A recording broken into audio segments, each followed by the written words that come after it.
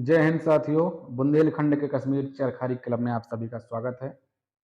आज का विषय है नेहरू रिपोर्ट 1928, सविनय अवज्ञा आंदोलन,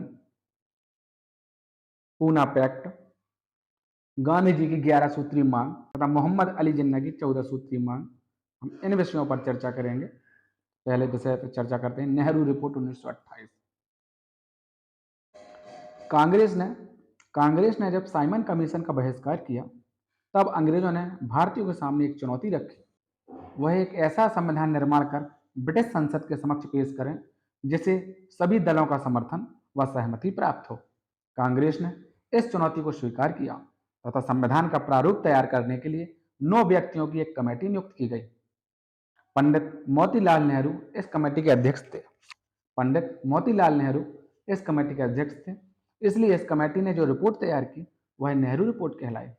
पंडित मोतीलाल नेहरू ने 10 अगस्त 1928 को अपनी रिपोर्ट प्रस्तुत की, परंतु सांप्रदायिकता ने अपना प्रभाव दिखाया। मुस्लिम लीग, हिंदू महासभा और सिख लीग के कुछ सांप्रदायिक रुझान वाले नेताओं ने इसे लेकर आपत्तियां की। सुभाष चंद्र बोस और पंडित जवाहरलाल नेहरू, सत्यमूर्ति तथा अनेक अन्य युवा राष्ट्रवादी भी नेहरू रिपोर्ट से पूर्णतः सहमत नहीं थे। ये लोग औपनिवेशिक शासन के विपरीत पूर्ण स्वाधीनता के पक्ष में थे, जबकि नेहरू रिपोर्ट में हम औपनिवेशिक शासन की मांग कर रहे थे। नेहरू रिपोर्ट का आधार अधिराज्य का दर्जा या डोमिनियन पद था, जिसमें सारी शक्ति केंद्रीय विधानसभा के प्रति उत्तरदायी भारत सरकार के हाथ में रखी गई थी। केवल विदेशी मामलों एवं सुरक्षा को ब्रिटिश नियंत्रण में रखा गया था। बाकी समस्त अधिकार जो है केंद्रीय विधानसभा के प्रति उत्तरदायी थे। और नेहरू रिपोर्ट में नागरिक अधिकारों के संदर्भ में लोगों को भाषण देने, समाचार पत्र निकालने, सभा करने, संगठन बनाने आदि की स्वतंत्रताएं थीं। इसमें सांप्रदायिक प्रतिनिधित्व का विरोध किया और सभी वयस्कों को मतदान का अधिकार दिया गया। 1928 के कलकत्ता अधिवेशन में, जिसके अध्यक्ष मोतीलाल नेहरू थे, कहा गया कि यदि सरकार नेहरू रिपोर्ट को 31 दिसंबर 1930 तक स्वीकार नहीं करेगी तो कांग्रेस अहिंसक आंदोलन शुरू कर देगी। लेकिन सुभाष चंद्र बोस और जवाहरलाल नेहरू के दबाव के कारण यह समय सीमा को बढ़ाकर 31 दिसंबर 1931 कर दिया। राष्ट्रवादी मुसलमानों ने इस रिपोर्ट को स्वीकार किया, तो राष्ट्रवादी मुसलमानों ने नेहरू रिपोर्ट को स्वीकार किया था, परंतु मोहम्मद अली जिन्ना मुस्लिम संप्रदाय के लिए कुछ रियासतें चाहते थे तथा उन्होंने 1/3 मुस्लिम प्रतिनिधित्व की मांग की, जिसे कांग्रेस ने स्वीकार नहीं किया था, जिस कारण जिन्ना ने मार्च 1929 में अपनी 14 सूत्री मांग प्रस्तुत की थी। अब बढ़ते हैं आगे। कांग्रेस का लाहौर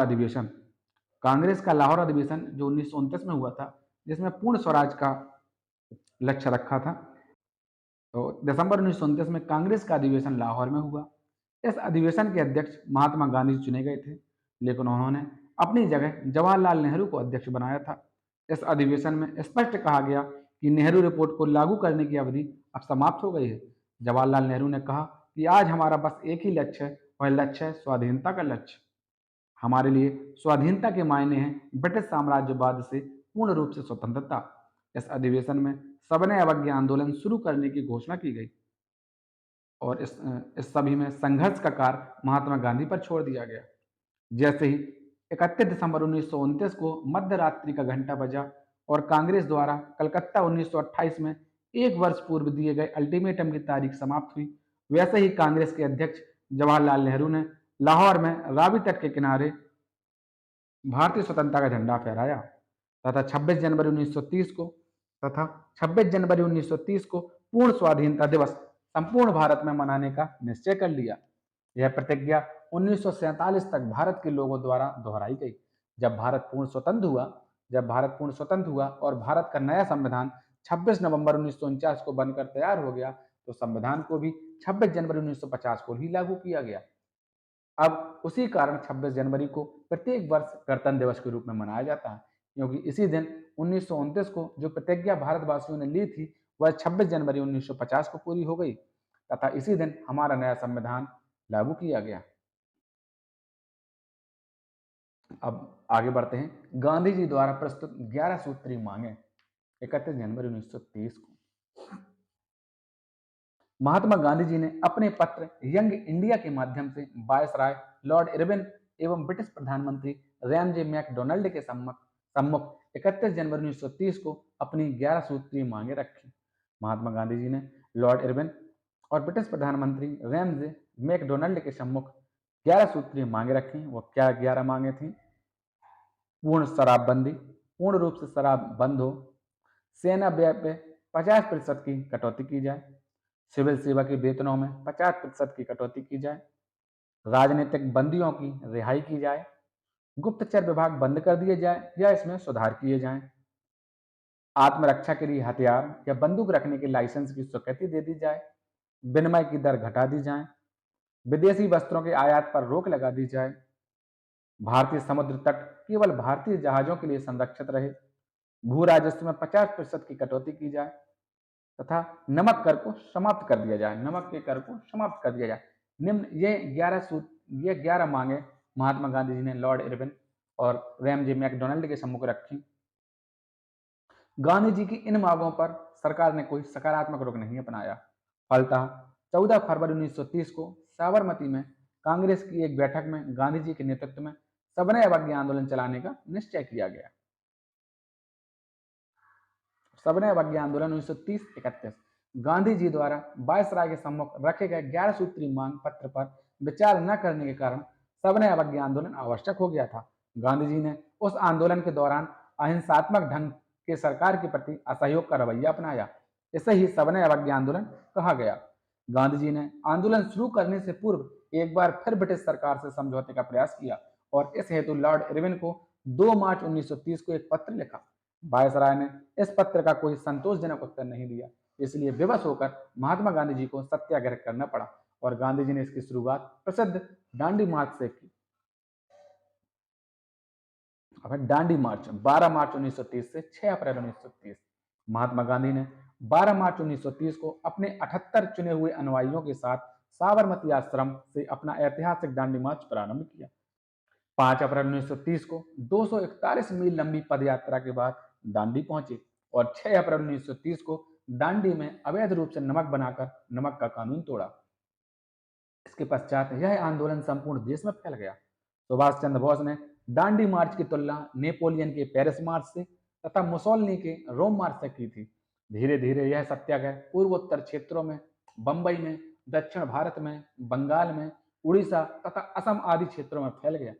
14 अप्रैल 1930 को नमक कानून तोड़ने के जुर्म में जवाहरलाल नेहरू को गिरफ्तार कर लिया गया। इसके जवाब में मद्रास, कलकत्ता और कराची आदि नगरों में भी प्रदर्शन हुआ। प्रदर्शनकारियों की विशाल भीड़ एवं पुलिस के बीच कई बार टकराव हुए। गांधी जी ने सविनय अवज्ञा आंदोलन में विदेशी कपड़ों और शराब के बहिष्कार की घोषणा की। उन्होंने महिलाओं को विशेष रूप से इसमें भाग लेने के लिए कहा था। विदेशी कपड़ों तथा शराब के बहिष्कार में छात्रों एवं नौजवानों की भूमिका महत्वपूर्ण रही थी। सविनय अवज्ञा आंदोलन के तहत कर न अदा करने का भी आंदोलन चलाया गया था। अंग्रेजों ने इस संघर्ष के प्रति कठोर दमन का रास्ता अपनाया। गांधी जी सहित अन्य नेताओं तथा लगभग 90,000 से अधिक सत्याग्रही जेल में बंद कर दिए गए। इसी समय साइमन कमीशन की रिपोर्ट प्रस्तुत किए जाने से 3 गोलमेज सम्मेलनों का आयोजन किया जाना था। कांग्रेस ने केवल दूसरे गोलमेज सम्मेलन में भाग लिया था। इसके पूर्व तीनों गोलमेजों तथा गांधी इरविन समझौते का वीडियो मैं डाल चुका हूं, जिसकी लिंक आपको डिस्क्रिप्शन में मिल जाएगी। तो प्रथम गोलमेज सम्मेलन जो 12 नवंबर 1930 से प्रारंभ हुआ था, प्रथम गोलमेज सम्मेलन जो 12 नवंबर 1930 से प्रारंभ हुआ था, उसमें कांग्रेस ने भाग नहीं लिया था। द्वितीय गोलमेज सम्मेलन में कांग्रेस को प्रतिभाग कराने हेतु लॉर्ड इरविन ने गांधी जी को 26 जनवरी 1931 को जेल से रिहा कर दिया था तथा महात्मा गांधी जी एवं लॉर्ड इरविन के मध्य 5 मार्च 1931 को एक समझौता हुआ, जिसे गांधी इरविन समझौता के नाम से जानते हैं, जिसके तहत गांधी जी ने सविनय अवज्ञा आंदोलन स्थगित कर दिया था। क्योंकि सविनय अवज्ञा आंदोलन प्रारंभ करने के कारण उस समय महात्मा गांधी जेल में थे, इसीलिए लॉर्ड इरविन ने 26 जनवरी 1931 को महात्मा गांधी को रिहा किया और महात्मा गांधी और लॉर्ड इरविन के बीच 5 मार्च 1931 को लॉर्ड इरविन समझौता हुआ, जिसे हम गांधी इरविन समझौता के नाम से जानते हैं।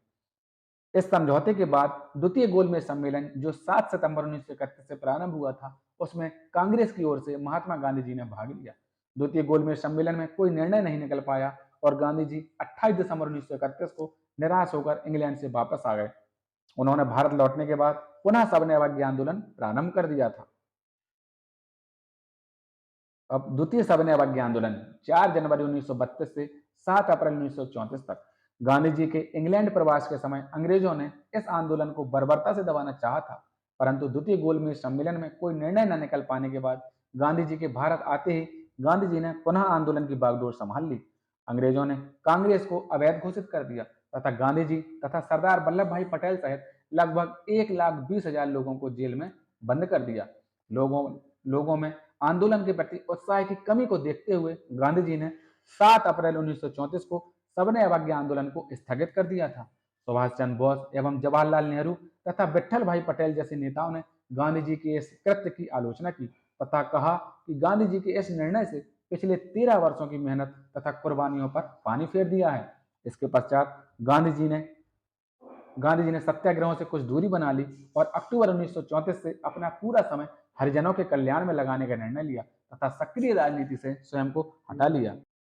अब चर्चा करते हैं अंग्रेजों की बांटो और राज करो की नीति पर।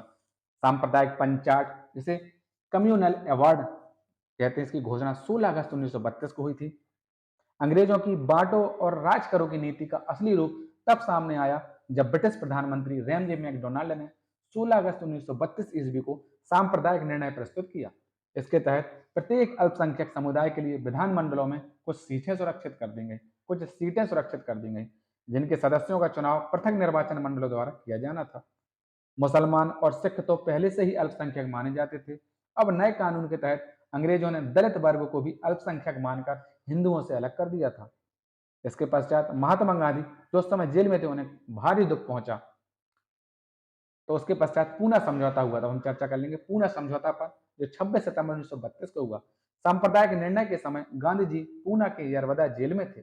गांधी जी ने इस घोषणा का प्रबल विरोध किया और अपनी मांग मनवाने के लिए 20 सितंबर 1932 से जेल में ही आमरण अनशन पर बैठ गए। अनशन के कारण उनका स्वास्थ्य काफी तेजी से गिरने लगा, जिस कारण मदन मोहन मालवीय, डॉक्टर राजेंद्र प्रसाद और पुरुषोत्तम दास तथा सी राजगोपालचारी के प्रयासों से गांधी जी और डॉक्टर भीमराव अंबेडकर जी के मध्य 26 सितंबर 1932 को एक समझौता हुआ। इस समझौते को पूना समझौता के नाम से जानते हैं। इस समझौते के अंतर्गत दलित वर्गों के पृथक निर्वाचन मंडल को समाप्त कर दिया गया, लेकिन प्रांतीय विधानमंडलों में दलित वर्गों के लिए सुरक्षित सीटों की संख्या 71 से बढ़ाकर 147 कर दी गई थी।